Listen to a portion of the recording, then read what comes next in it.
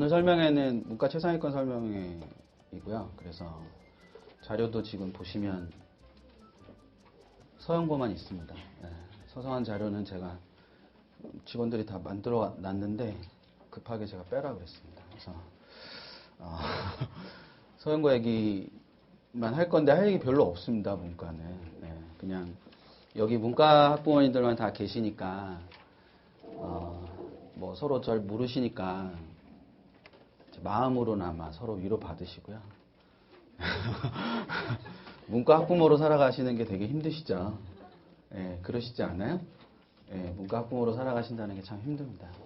제가 어제도 그 학교 설명회 갔다가 오늘 낮에도 학교 설명회 하나 하고 왔는데 어제 좀 지방에 내려갈 일이 있어서 지방에 학교 설명회 내려갔다가 맨 앞에 남자애한테 너는 문과니까니 그랬더니 문과라 그래서 어떡하려고 문과를 갔어? 그랬더니 학부모님들 표정이 되게 안 좋으시더라고요. 그래서 제가 너는 왜 문과를 갔니? 그랬더니 그 친구가 저한테 저는 과학을 싫어합니다. 그래서 별로 좋지는 않구나. 문과 온 이유가 뭐 그런 얘기 했었거든요. 뭐 재수생 학부모님들도 많이 계시고 재학생 학부모님들도 계신데 문과생들이 대학을 가는 게 사실 굉장히 어려운 상황입니다. 되게 어려운 상황이고 이과랑 또 다른 점은 이과는 어쨌거나 의대라는 그 상징적인 단과대가 있어서 그 상징적인 단과대를 제외하고 이제 서연고로 내려오는 애들이 생기는 거죠.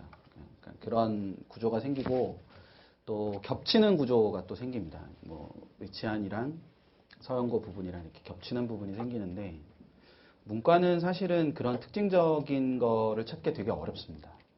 즉 그 말씀은 서울대 인문계열과 서울대 사과계열이 큰 차이가 난다고 보기는 어렵다는 거죠. 예, 실제로 원서들을 다 작년에 써보셔서 아시겠지만 뭐 경영이 가장 높은 지위를 점하던 시절은 어떤 의미에서는 지금은 없다라고 봐야 되는 게 맞지 않나라는 싶은 생각이 듭니다. 그거는 이제 두 가지 측면인데 하나는 문과 상위권이라고 불리는 아이들이 결국 학교에 가서 하는 일이라는 게 뻔하다라는 거죠. 그러니까 즉 경영학과를 가지 않아도 그 아이가 학교 가서 할 수 있는 일은 뻔하게 존재한다는 거죠. 그러니까 경영학과를 가지 않아도 그 아이들은 다 똑같은 공부를 하고 있다라는 게 첫 번째고요. 그래서 문과의 최근에 아주 중요한 경향 중에 하나가 학교 중심으로 재편되는 그 과정이 있는 거죠. 그러니까 어떤 대학의 경영학과와 어떤 대학의 인문계열이 있으면 그 대학이 자기가 생각하기에 더 좋은 대학이라고 생각하면 그 인문계열을 주저없이 간다는 거죠. 경영학과를 가는 것보다. 그런 측면에서 이 끄트머리에 전통적으로 끄트머리에 있는 과들의 점수가 올라가는 겁니다. 자꾸. 그래서 위랑 아래가 붙어버리는 게 최근의 문과의 아주 강력한 트렌드 중에 하나라고 볼 수 있습니다. 그래서 뭐 솔직히 말씀드리면 경영학과 가는 것보다 중어중문학과 가는 게 더 어렵습니다. 그러니까 그 중어중문학과를 가는 게 경영학과 가는 것보다 더 어렵다는 말이 어떤 의미에서는 학부모님들께서 들으시기에는 뭐 당연히 경영학과가 더 가기 어려워야 되는 거 아닌가 그렇게 생각하실 수 있지만 실제로는 중어중문학과 뭐 대표적으로 중어중문학과를 말씀드리는 건 소위 말하는 이제 비인기학과거나 낮은 과라고 불리는 그런 학과들이 점수가 결코 낮지 않다는 거죠. 실제로 그 경영학과 가는 애들 점수랑 그 아이들 점수가 별반 차이가 나지 않거든요. 그게 이제 점점 저희끼리는 위아래가 붙는다라고 표현을 하는데 그 위아래가 붙는다라는 거는 결과적으로는 이렇게 벌어져 있던 상태에서 이게 점점 더 컴팩트해지는 거를 가리키는 거잖아요. 그거는 밑에가 올라가는 것도 있지만 위가 내려오는 것도 있습니다. 그게 이제 첫 번째 이유가 아이들이 학교에 가서 공부하는 게 거의 비슷하기 때문에 그 대학을 가는 게 되게 중요한 트렌드가 된다는 게 첫 번째 이유고요. 또 하나는 많이 뽑잖아요. 인원을 경영이. 그러니까 앞에 머리에 붙는 애들하고 뒤에 끝에서 붙는 애들하고의 점수 차이가 좀 존재하는 거죠. 그래서 끝에서 붙는 애들은 오히려 인문계 하위권 학과를 가는 애들보다 점수가 더 낮은 경우도 생기는 겁니다. 어쩔 수 없이 정시에서는 그런 경향 자체가 생길 수밖에 없는 거기 때문에 사실 그 어느 때보다도 문과 문과생으로 살아가는 게 되게 어렵고 더더군다나 문과 최상위권으로 살아간다는 건 굉장히 어렵습니다. 그러니까 이 입시라는 게 그런 상황이 되면 좀 좋잖아요. 이렇게 요 정도 점수면 여길 가고 요 정도 점수면 여길 가고 이렇게 딱딱딱 정해져 있으면 되게 좋은데 요 정도 점수로 여기를 가야 되는데 여기를 못 가는 상황이 되는 거죠. 근데 되게 어떤 해에는 운이 되게 좋아서 이거보다 낮은 점수의 애가 저 위에 과를 가게 되는 경우가 생기는 거죠. 근데 사람들이 기억을 할 때는 보편적인 걸 기억하는 게 아니라 그 특이한 경우를 기억하게 되잖아요. 그러다 보니까 3년 전에 누군가가 펑크가 나서 연대 경영을 들어갔는데 그게 3년이 지나고 4년이 지나도 여전히 저희 같은 사람들한테 연대 경영은 올해 펑크가 안 나나요? 라고 물으신다는 거죠. 근데 저희가 펑크를 바라고 그런 원서를 쓸 수는 없는 거잖아요. 솔직히 말씀드리면. 그런 측면들을 생각을 하면 어떤 의미에서 문과상위권 학부모님들께서는 제가 부탁을 하나만 드리면 많은 부분 마음을 좀 비우고 계시는 게 그게 이제 마음을 비우고 계시라는 게 욕심이 없어야 된다는 뜻이 아니고요. 욕심을 가지시지만 그게 어쩌면 우리 아이가 모든 걸 다 좌우할 수는 없을 수도 있다. 라는 생각을 하시고 아이랑 이야기하시는 거하고 아이가 모든 걸 좌우할 수 있다고 생각하고 아이랑 이야기하시는 거하고 아이가 받아들이는 건 굉장히 다를 거예요. 그래서 그런 부분들에 대해서 나중에 막판에 가시면 그렇게 못 하시겠죠. 당연히. 막판에 가시면 아이 탓도 하시게 되고 그렇게 하시겠지만 거기까지 가는 과정은 아이들한테 조금 더 용기를 많이 주시고 그러시면 좋지 않을까. 저도 문과 출신이지만 뭐 어렵습니다. 문과가 어렵고 근데 이제 한 가지 더 부탁드리고 싶은 건 의대 정원이 늘어서 의대를 갈 수 있는 인원을 자연계에서 1.5% 정도 잡습니다. 누적을 상위 누적을 그러니까 전국 누적으로 해서 1.5% 정도면 지방의대를 쓸 수 있는 선이라고 보통 얘기를 합니다.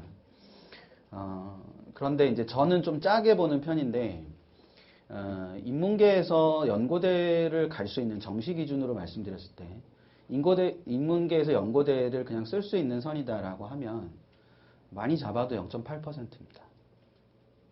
제 생각에 0.8% 정도 선이 그러니까 정상적인 난이도로 수능이 출제되고 정상적인 과정에서 아이들이 지원을 한다면 0.8% 선 정도가 돼야 되는 게 맞습니다. 그러면 문과가 굉장히 어렵다고 느끼실 수 있잖아요. 그렇죠? 하지만 문과 수험생과 이과 수험생의 전체 모집단이 다르죠. 숫자가. 그렇지 않을까요? 그러니까 이과 전체 모집단의 숫자와 문과 전체 모집단 숫자를 비교하면 문과 전체 모집단 숫자가 아직 압도적으로 많습니다. 거기에 0.8%와 자연계열의 모집단의 숫자의 1.5%의 도수를 놓으면 도수는 거의 비슷할 수 있습니다. 그래서 문과 학부모님들께서 너무 그런 피해의식을 가지시지는 않았으면 그러니까 0.8%랑 1.5%랑 비교하면 자연계 1.5%가 훨씬 유리해 보이지만 그 자연계 1.5%의 도수를 뽑고 그러니까 모집단에다가 그 1.5%를 곱하면 되겠죠. 그렇게 해서 나오는 그 도수랑 인문계의 0.8%를 곱해서 나오는 도수는 사실은 비슷하다고 볼 수 있다. 대신 이제 자연계 고대를 가는 애랑 인문계 고대를 가는 애가 당연히 다르긴 하겠죠. 하지만 인문계는 지금 현재 그 의대를 대체할 수 있는 게 없는 상태에서 연고대까지 간다라는 건 굉장히 자연계의 그 시대를 가는 것과 거의 유사한 상황이다라고 생각을 해주셨으면 하는 생각이 있고요. 그래서 오늘은 서울대, 연대, 고대의 전체 전형에 대한 소개를 드리고요. 소개를 드리고 오늘 사실 제일 그 중점을 둬서 말씀을 드릴 것은 올해 수능 난이도와 관련해서 말씀을 드릴 거고요. 수능 난이도를 제가 뭐 예측할 수는 없기 때문에 수능 난이도가 이렇게 변할 가능성이 있는데 인문계 최상위권이라는 존재들은 어떻게 공부를 해야 되느냐 그 말씀을 드리는 게 아마 주가 될 겁니다. 그래서 그렇게 해서 좀 그 얘기를 해야 되는 이유는 아시죠? 모르세요? 오늘 분위기 되게 묘하네요. 얼굴 뵌 분들도 되게 많고 그래서 제가 올라오기 전이랑 올라왔을 때랑 되게 느낌이 다른데 올라오기 전에 이렇게 막 콩닥콩닥 하다가 저는 그게 좀 억울해요. 제가 이렇게 되게 낯도 가리고 소심하고 소심해는 보이죠? 예, 소심해는 보이는데 되게 낯도 가리고 이렇게 긴장도 많이 하고 사람들 앞에서 말을 잘 못해요. 근데 이제 그렇게 말을 하면 아무도 안 믿는다는 게 문제죠. 예, 그래서 되게 걱정 많이 하고 올라왔는데 얼굴 아는 분들이 꽤 계셔서 오늘 되게 재밌게 하겠다 했는데 아무도 반응 안 하시네요. 예. 그리고 오늘은 굉장히 여느 설명이랑 좀 다르게 굉장히 이렇게 뭐 어떤 의미에서 본장님께서 아까 이제 공부하고 가시라 그랬는데 되게 학구적인 설명이 될 겁니다. 제 생각에는. 예, 그래서 이해 안 되면 안 되신다고 하세요. 예. 대학별로 안 보고요. 오늘 날이 좀 더워서 제가 벗고 하겠습니다. 대학별로 안 보고 안 보셔도 돼요. 나중에 대회 가서 보시면 되니까. 그 수능 난이도와 관련해서 얘기를 해야 되는 이유는요. 3월 31일 날 발표가 하나 있었잖아요. 예, 3월 18일 날 발표가 하나 있었고 31일 날 확정 발표가 있었죠. 예, 그 발표 때문에 그 얘기를 해야 되는 겁니다. 그리고 학생부 종합이 있고 학생부 교과가 있습니다. 그렇죠? 예, 그러니까 세 개 대학만 가지고 얘기를 하면 압도적으로 뭐가 많은 거죠. 학생부 종합 전형이 많은 겁니다. 학생부 교과 전형은 연대 하나밖에 없는데 연대 학생부 교과 전형은 여기 계시는 재수생 학부모님들은 관심이 없으셔야 됩니다. 예. 못 쓰시니까요. 예. 재학생까지만 쓸 수 있는 전형입니다. 예. 그래서 연대 학생부 교과 위주 전형은 학생부 교과처럼 보이긴 하지만 1단계에서 3배수로 뽑은 다음에 2단계 가서는 비교과 30%가 들어가는 전형이기 때문에 저 전형을 엄밀한 의미에서 교과 전형이라고 말씀드리기는 굉장히 어렵습니다. 예. 그래서 저거는 어떤 의미에서 보면은 이 종합 전형에 가깝다고 볼 수 있죠. 여기서 이제 잠깐 역사를 말씀드려야 되는데 연대는 학생부 교과 전형이랑요. 예, 연대에 관심 많으시잖아요. 아니에요. 서울대만 하면 돼요. 연대도 괜찮은 학교예요. 예. 연대 정도는 훌륭하죠. 예. 연대는 역사상으로 보면 학생부 교과 전형하고요. 예, 그리고 요 다음에 나오는 인문사회특기자라는 전형이 존재했었습니다. 그러니까 이 연대의 국제계열 특기자하고 인문사회특기자는 좀 많이 다릅니다. 그러니까 여기 국제계열 특기자, 연대 국제계열 특기자는 뭐 이제 흔히 말하는 UIC나 이제 언더우드나 아니면 이제 하스나 뭐 이런 거 쓰는 애들 가리키는 거죠. 그래서 외고 애들 주로 많이 쓰는 전형이죠. 그리고 이건 특기자 전형이기 때문에 외부 스펙이 활용되는 전형이죠. 예, 특기자 전형은 외부 스펙이 원래 공식적으로 다 활용이 되는 겁니다. 예, 그러니까 실제로 자소서라든지 아니면 제출 서류에서 다 쓸 수 있는 전형들입니다. 고대 국제인지도 마찬가지고요. 근데 어쨌거나 인문사회 계열은 전통적으로 학생부, 연대 학생부 교과를 쓸 수 없는 정도의 교과를 가지고 있는 아이들이 주로 쓰는 게 연대 특기자 인문사회 계열이었습니다. 통상적으로. 그리고 교과가 뛰어난 애들은 학생부 교과 전형을 써왔죠.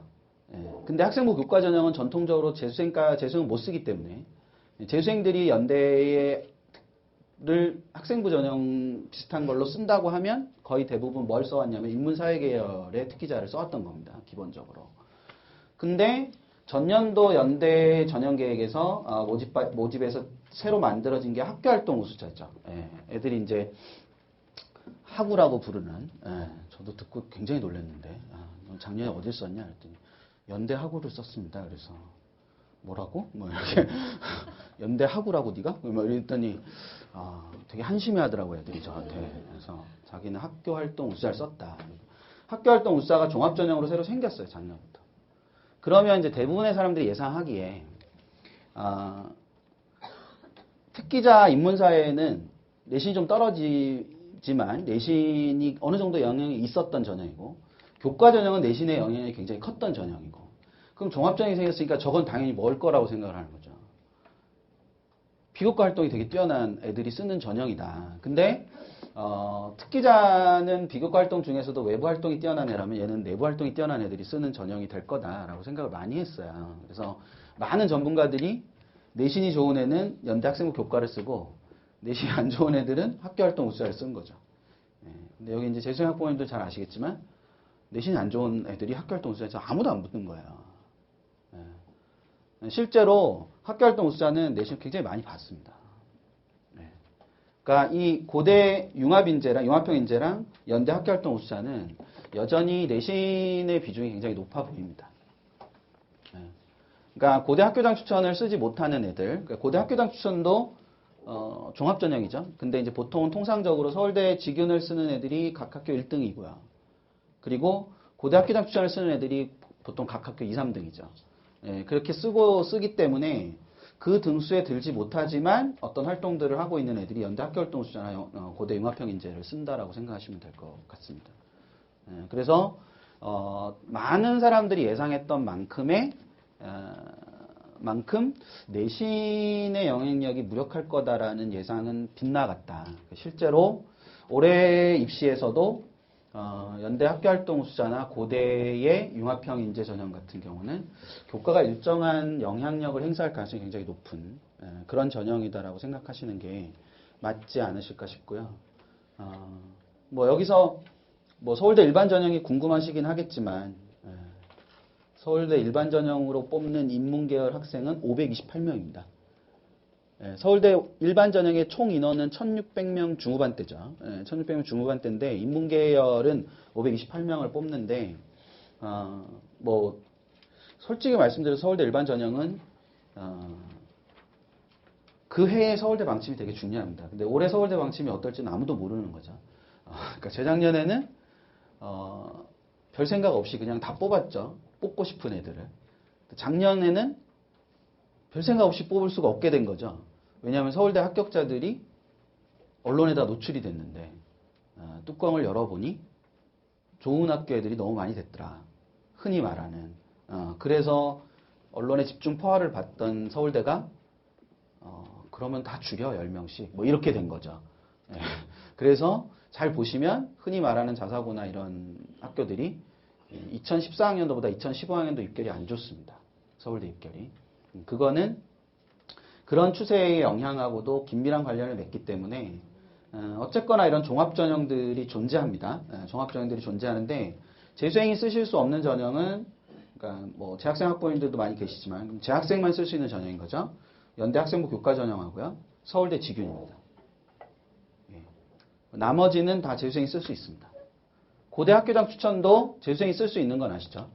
고대 학교장 추천도 재수생이 쓸 수 있습니다. 근데 학교장 추천을 재수생이 주는 학교가 많지 않을 뿐인 거지 고대 학교장 추천은 재수생까지 쓸 수 있는 전형입니다.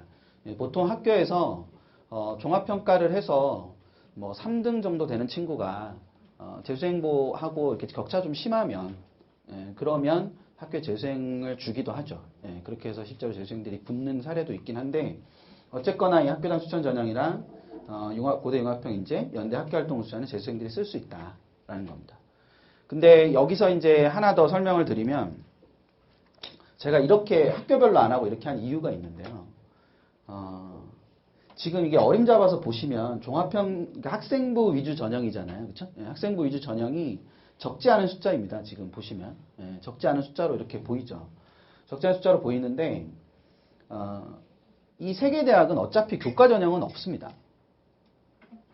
그렇죠? 학생부 교과 전형이라는 건 없는 거죠. 지금 이제 학생부 교과 전형을 가지고 있는 가장 높은 학교는 늘 말씀드리지만 한양대입니다. 학생부 교과 위주 전형에서 정말 교과로 당락이 결정되는 가장 높은 학교가 한양대입니다. 더더군다나 한양대는 수능 최저가 없는 상황이기 때문에 전국에서 교과가 좋다는 지방의 수없이 많은 학생들이 한양대를 쓸 수밖에 없습니다. 그래서 한양대는 되게 아름다운 숫자의 아이들만 붙습니다. 교과 전형으로. 뭐 이렇게 뭐 그런 애들 있잖아요. 뭐 1.02 뭐 이런 애들. 그런 애들이 붙습니다. 그래서 그걸 제외한 상태에서 제가 이걸 보여드리고 싶었던 거는 학생부 교과 위주 전형이 없어요. 그럼 학생부 교과 위주 전형에 좀 전에 말씀드렸던 한양대 같은 경우는 교과 100% 전형이고 숫자로 표현하는 정량적 평가를 하는 대학입니다. 그 전형은. 대학의 평가는 두 가지로 대표됩니다. 하나는 정성적 평가고 하나는 정량적 평가란 말이죠. 정량적 평가라는 건 글자 그대로 양을 재서 하는 거죠. 그러니까 숫자로 표현되는 겁니다. 많은 아이들이 정시로 대학을 가야 한다고 할 때 그 정시라는 것은 수능 점수를 갖고 가는 거잖아요.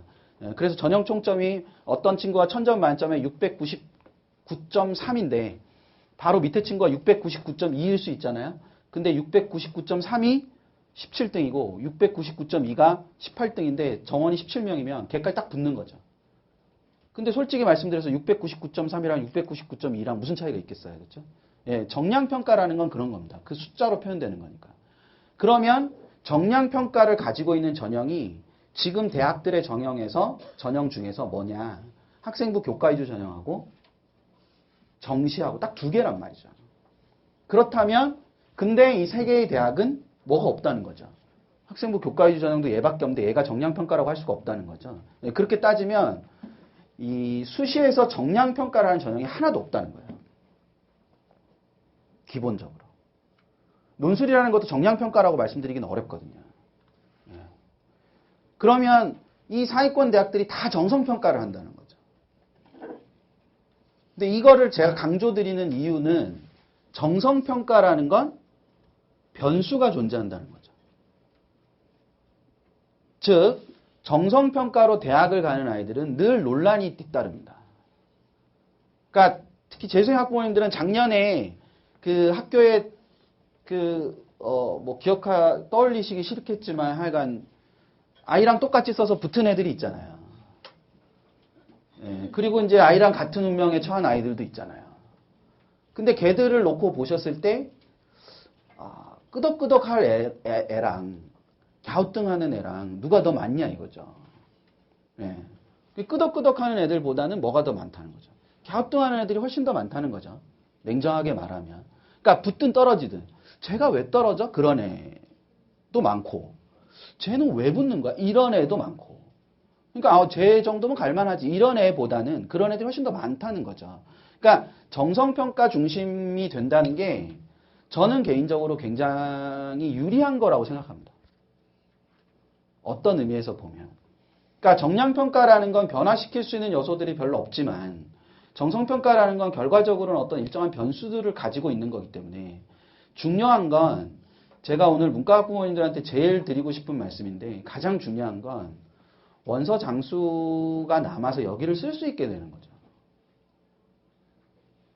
포인트는 거기 있는 겁니다. 예. 그러니까 써야 되는 대학을 다 쓰고 원서 장수가 남아서 그 원서 장수를 다 소진하기 위해서 저기를 쓸 수 있게 되는 상황이 중요한 거지. 아이가 저기를 썼을 때 붙을 가능성이 얼마가 되느냐는 건 누구도 모릅니다. 제가 단언하건데. 그러니까 구조를 그렇게 만드시려고 하시는 게 굉장히 중요하다. 예.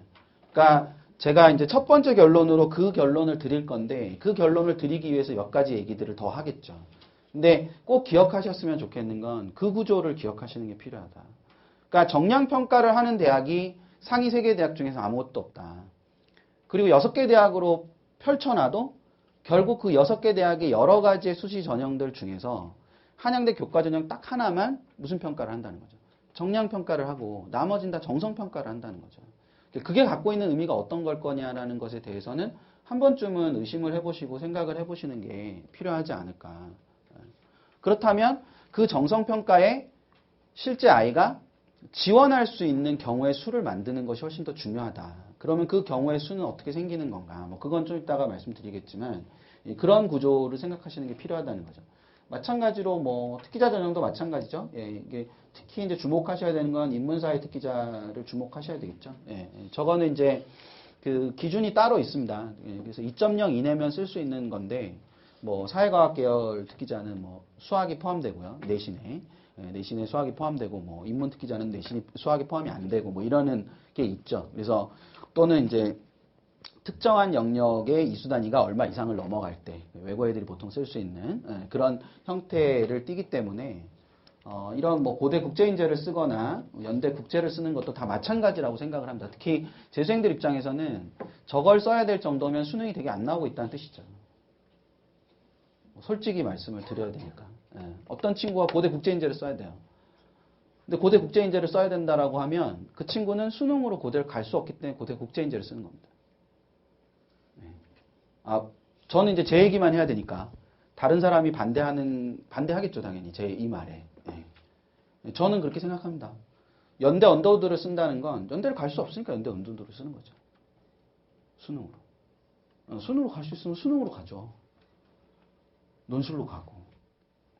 근데 아무리 해도 수능이나 논술로 연대를 뚫을 자신이 없으니까 연대 언더우드를 쓰는 거죠. 예. 그럴 수 있잖아요. 얘가 영어는 되게 잘하는데 수능이 333이에요. 그럼 그 친구가 연대를 가기 위해서 할 수 있는 방법은 그밖에 없는 거잖아요. 예. 고대를 가기 위해서 할 수 있는 것도 그거밖에 없는 거고. 근데 아이들이 슈퍼맨이 되기를 바라시는 거는 안 되는 거죠.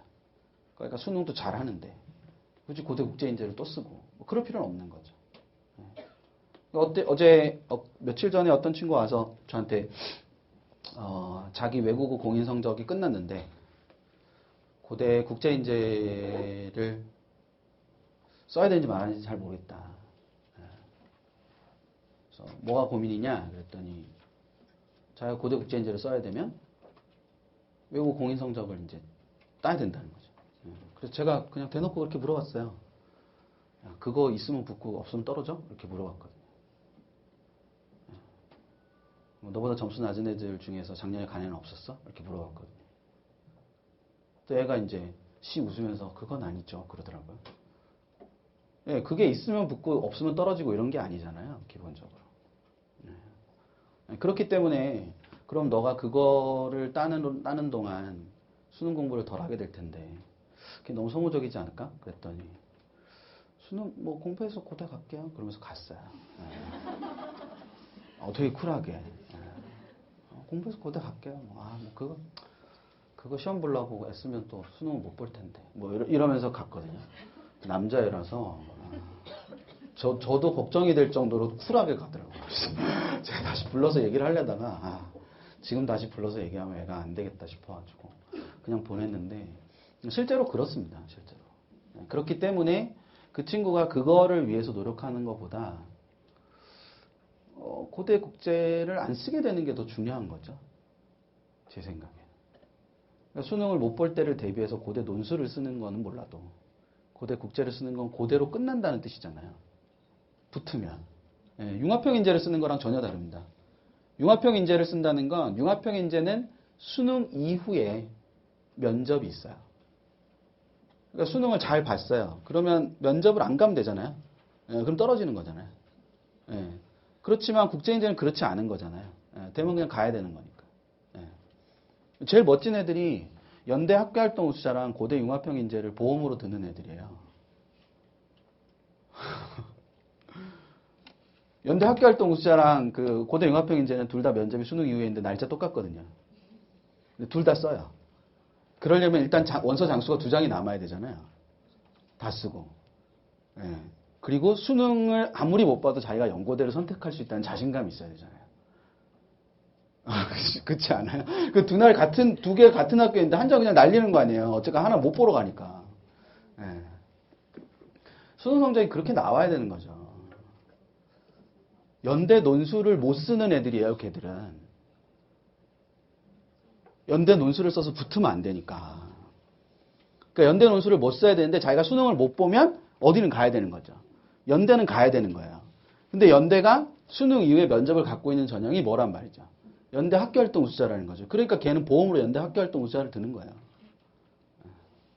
근데 고대는 이제 논술이 수능 이후에 있으니까 고대는 논술로 보험을 들 수도 있죠. 얼마든지. 예. 그러니까 그런 다양한 어떤 상황을 만들어내는 게 중요한 거지. 예. 그게 아이가 어떤 상황이냐, 뭐 얼마큼 갈 수 있냐 이런 게 중요한 것 같지는 않습니다. 그리고 대부분의 아이들이 많이 쓰는 이제 논술 전형이 있죠. 예, 논술 전형이 있습니다. 연대는 339명이고 고대는 573명인데 이제 일부러 제가 문과만 따로 떼서 계열별 설명이니까 문과만 따로 떼서 숫자를 해서 숫자 굉장히 작은 것처럼 보입니다. 예, 근데 고대가 많죠, 연대보다는. 예, 고대보다는 연대가 많고요. 뭐 암울하게 들리실 수도 있지만 그 인문 논술이 상대적으로 변별력이 어떻게 알고 계세요? 변별력이 높다고 알고 계세요? 낮다고 알고 계세요? 예, 변별력이 낮아요. 인문 논술이. 예, 변별력이 낮습니다. 실제로 그거는 전년도 입시에서 굉장히 중요했던 것 중에 하나가 여기 계신 분들은 뭘로 인식하시는지 모르겠지만 저는 개인적으로 수시 우선 선발이 없어진 것도 굉장히 중요한 거라고 생각합니다. 그러니까 수시 우선 선발이 없어졌다는 건 이 우선 선발 최저 기준이 있고 일반 선발 최저 기준이 이렇게 있었는데 우선 선발이 폐지가 됐어요. 그러면 일반 선발 기준으로 그냥 있는 학교도 많이 있지만 이걸 이렇게 올려놓은 학교들이 많이 있거든요. 그럼 이렇게 올려놨다면 일반 선발보다는 높아진 거고 우선 선발보다는 낮아진 거죠. 예, 이게 어떤 변화를 가져오냐면 잡혀가는 애들의 숫자가 줄어요. 그러니까 애들 말로 납치당하는 애들의 숫자가 주는 거죠. 그러니까 수능을 잘 본 애들이 수시에 잡혀가서 정시에 못 남아있는 구조에서 이게 기준이 우선 선발 기준이 여기서 이만큼 내려왔으니까 이 밑에 애들도 붙잖아요. 예, 그러면 여기 위에서 붙는 애들 숫자가 줄겠죠. 그러니까 수능을 잘 보고 납치당한 애들의 숫자가 주는 거예요. 그게 수시의 문제가 아니고 정시의 문제인 거죠. 즉 상위권이 많이 남아있다는 얘기는 정시 원서였을 때 그만큼 힘들다는 걸 말하는 겁니다. 제가 아까 그냥 여는 말로 문과 상위권이 고대를 간다면 0.8%일 거다라고 말씀드렸잖아요. 실제로 연고대, 서울대, 연대, 고대의 정원을 다 합쳐봐야 문과 정원을 다 합쳐봐야 0.8%가 안 나옵니다. 정시 정원이. 그러니까 문과 전체 수험생의 0.8%가 아니에요. 더 적죠, 당연히. 근데 0.8%라고 잡는 이유는 수시에서 잡혀가는 애들도 있고 그리고 여전히 연고대 인문계열보다는 서강대 경영경제를 가거나 성대 글로벌 계열을 가는 애들이 있기 때문에 애들이 복수로 잡히니까 그런 측면에서 또 서울대랑 연고대가 복수로 잡히니까 그런 측면에서 보면 0.8% 정도까지 볼 거다라고 말씀드리는 거거든요. 보통 0.48에서 0.51 정도 돼요.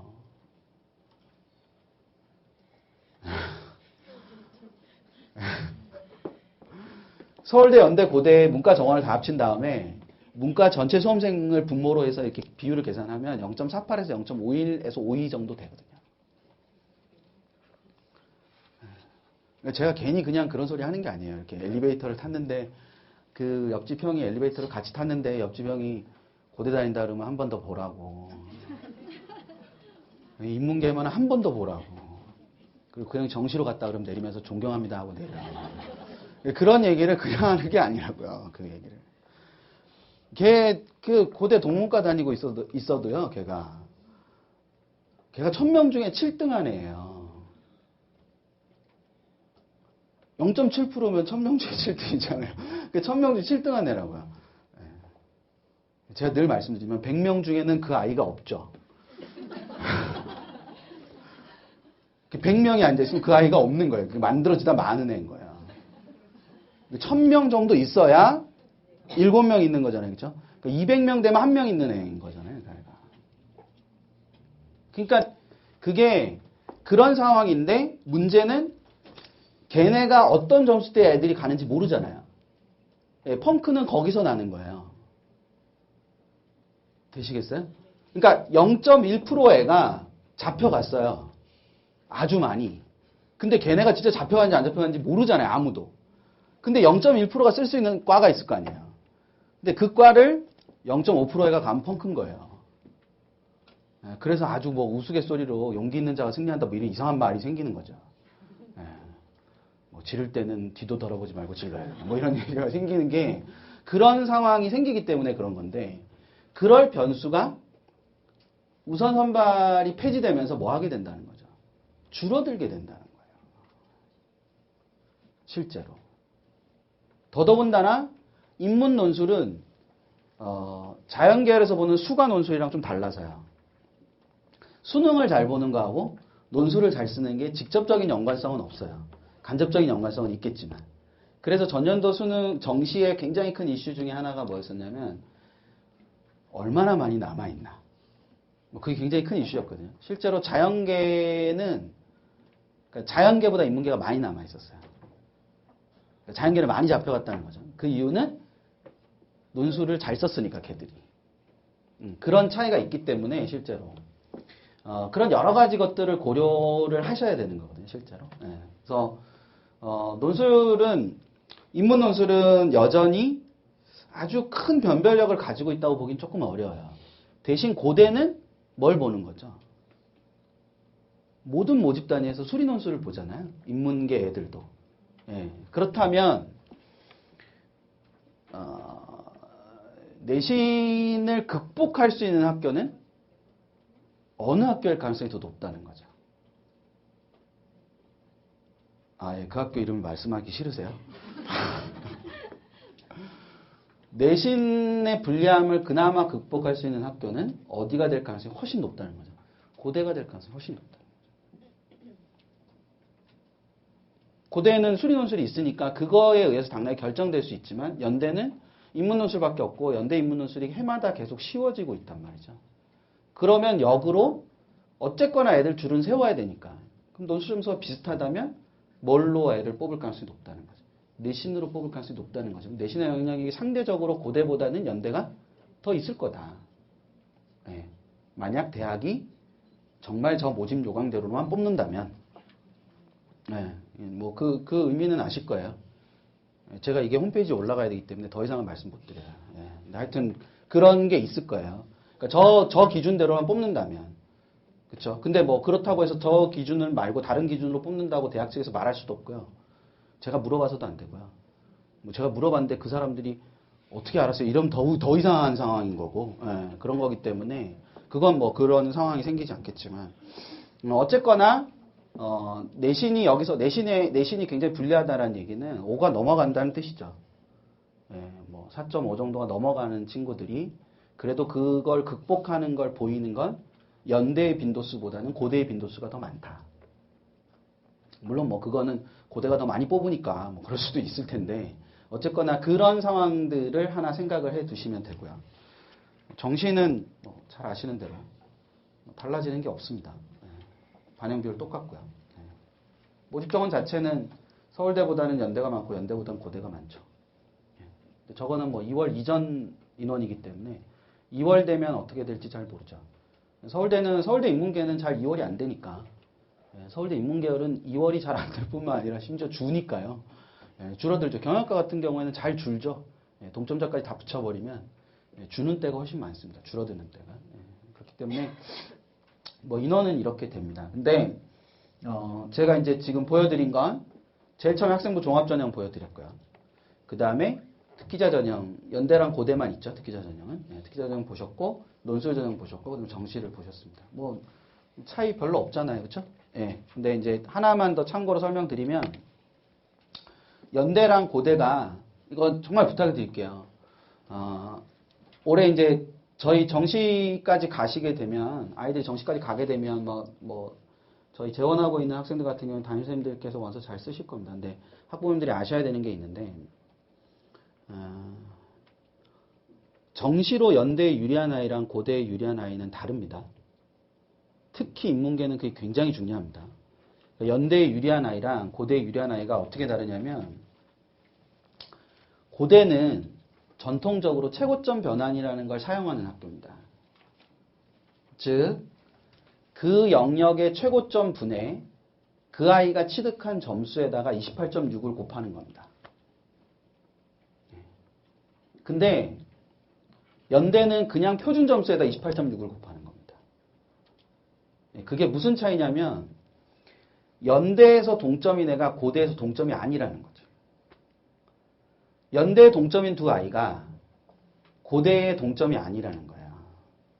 그래서 어떤 친구는 그러니까 이런 거죠. 애들이 되게 질문 많이 하는 건데 애가 연대를 넣어봐요. 연대를 넣었는데 모든 배치 기간이 뭐 예를 들어 0.1점씩 모자란대요. 뭐 0.1점부터 0.5점까지 모자라는 배치 기간이 있어요. 그러면 이제 얘가 고대 똑같은 과를 넣어봅니다. 그럼 얘 생각에는 똑같은 과면 연대보다 고대가 더 뭐 해야 되는 거죠? 배치 점수가 낮아야 되는 거잖아요. 그러니까 고대는 붙어야 되는 거예요, 얘가. 0.1에서 0.5가 모자라니까. 당연히 이제 고대로 하면 붙을 거야. 그러고 고대를 딱 넣어요. 넣는데 떨어져요. 그러면 이제 애들이 막 전화하죠. 막 그 기간에. 너네 배치 잘못됐다. 뭐 이런 전화를 한단 말이죠. 근데 그게 그런 게 아니라 점수 계산 방식이 다르기 때문에 그래요. 그 이제 작년 정시까지 해보신 분들은 아실 텐데 상위권 친구들 중에 정시까지 가는 친구들이 뭐 많지는 않습니다. 재수를 하는 친구들 중에는.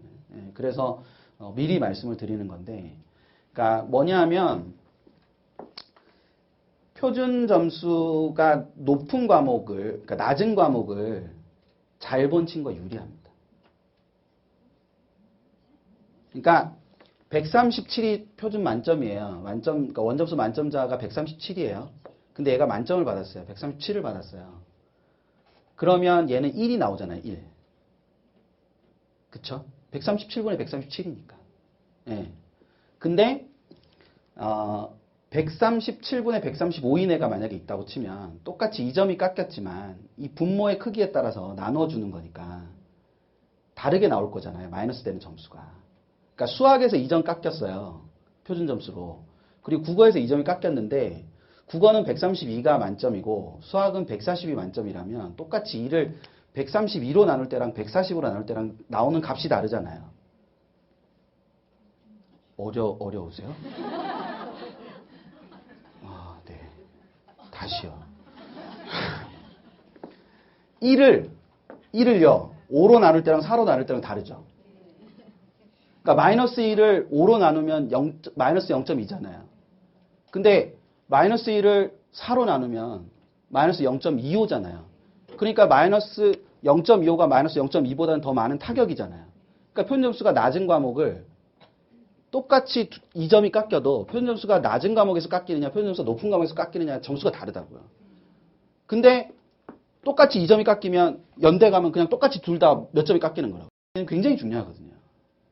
그러니까 그런 걸 한 번씩 체크해 보시는 건 굉장히 중요한 거죠. 그러니까 너 이번 주말에 뭐 공부하고 있어? 이렇게 물어봤는데 문제집 보고 있으면 안 된다고요. 그 문제의 질이 좋든 나쁘든 그 문제를 보고 있어야죠. 그리고 실제로 그 문제의 질이 안 좋으면 왜 안 좋은지를 할 수 있어야죠. 저희 다니는 애 어떤 애가 경제 문제 이상해가지고 UA 전화해가지고 이겼다고 저한테 와서 자랑하더라고요. 그 문제 출제하신 분이 이걸 그 경제학을 전공하는 애도 아니고 재수생이 찾아냈다는 게 놀랍다고. 그런 걸 상위권이라고 하는 거예요. 걔는 그 문제를 맞췄지만 그 문제 자체에서 가지고 있는 오류가 있다라는 걸 알고 있는 거잖아요. 그거는 그런 문제들을 계속 학습하기 때문에 생길 수 있는 거라는 거죠.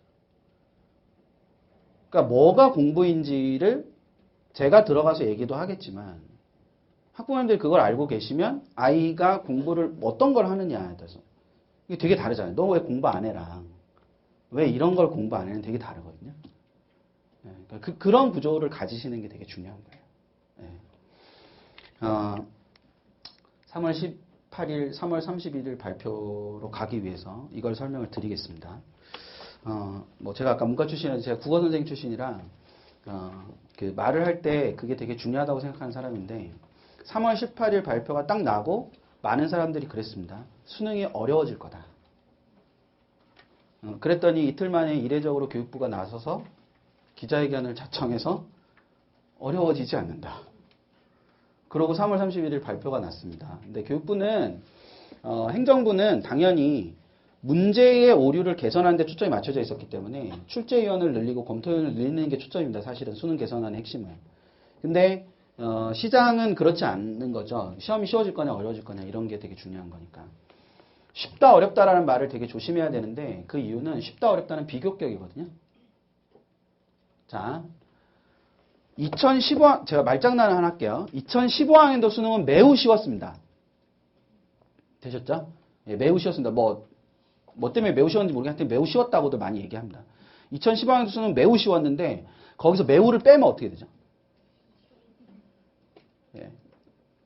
2016학년도 수능이 매우를 뺀 상태에서 출제되면 2015학년도보다 뭐 한 거죠?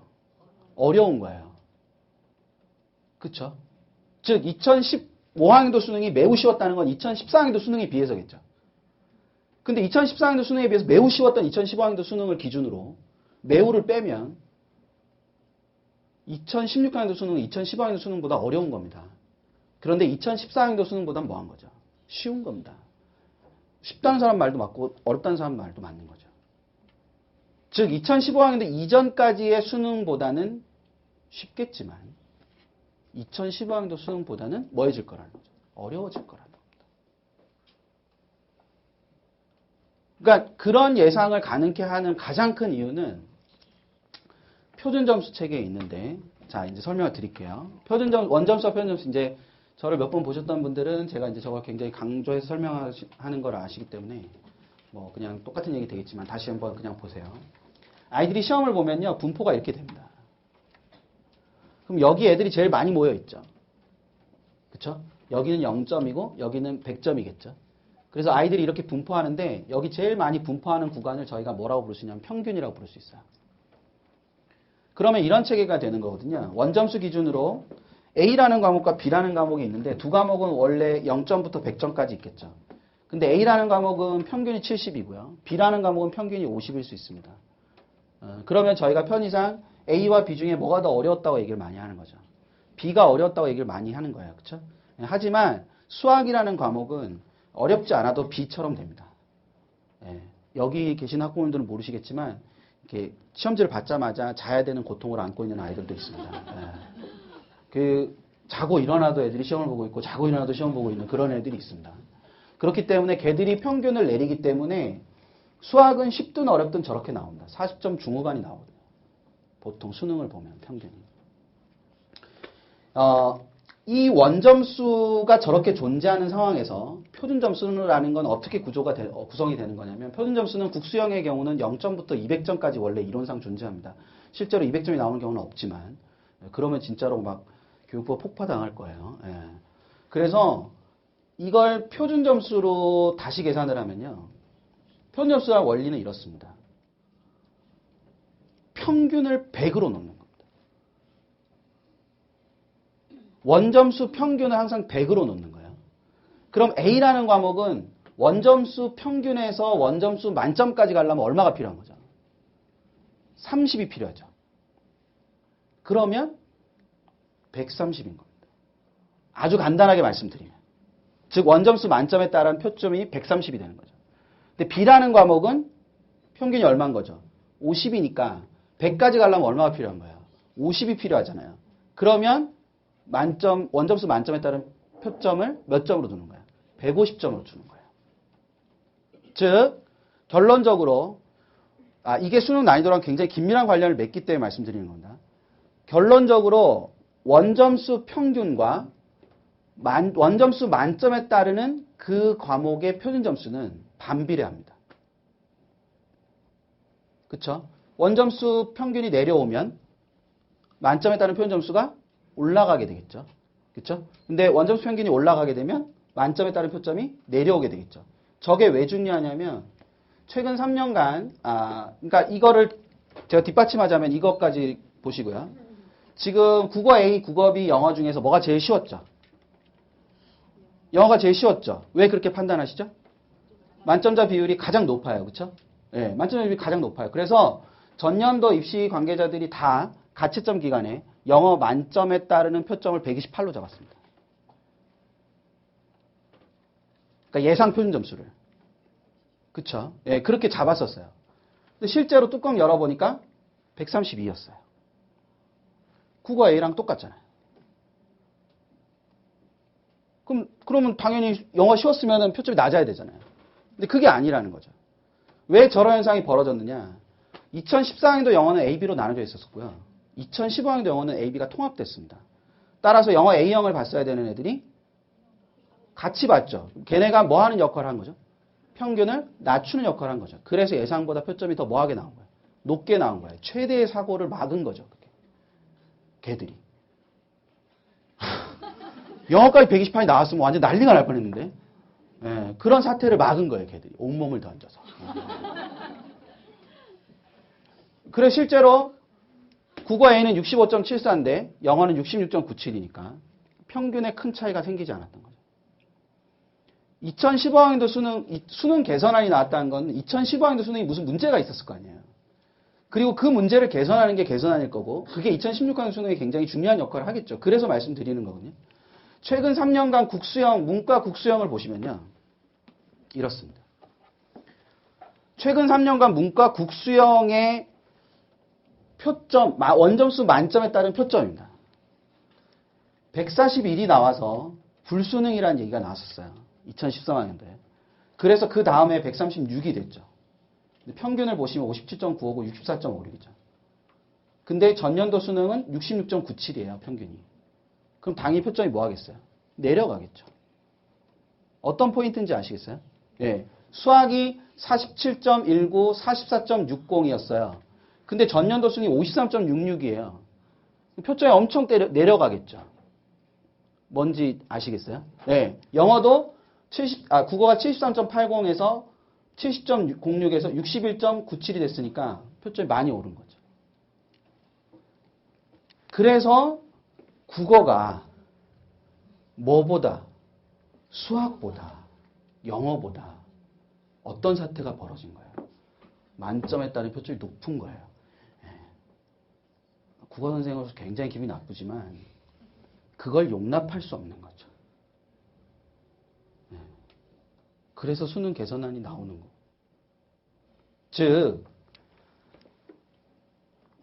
이 만점자 0.92%, 0.97%는 이때 정부가 1%를 맞추니 많이 뭐 이런 얘기를 했었으니까 되게 잘 맞춘 거죠. 그렇죠? 그러니까 여기서 생각해 보실 수 있는 게 영어는 표점이 이 정도 나오면 나쁘지 않은 상태이기 때문에 영어의 초점은 2016학년도 수능의 영어의 초점은 만점자를 낮추는 겁니다. 적어도 영어에 있어서는 제가 생각하기에는. 그런데 국어와 수학은 국어의 표점이 지나치게 뭐했기 때문에 높았기 때문에 2016학년도 수능의 초점은 국어는 표점을 뭐하고 싶을 거고요. 낮추고 싶을 거고요. 수학은 표점을 높이고 싶을 거고요. 영어는 유지하되 뭐를 초점을 맞출 거라는 거죠. 만점자 비율을 맞출 거라는 거죠.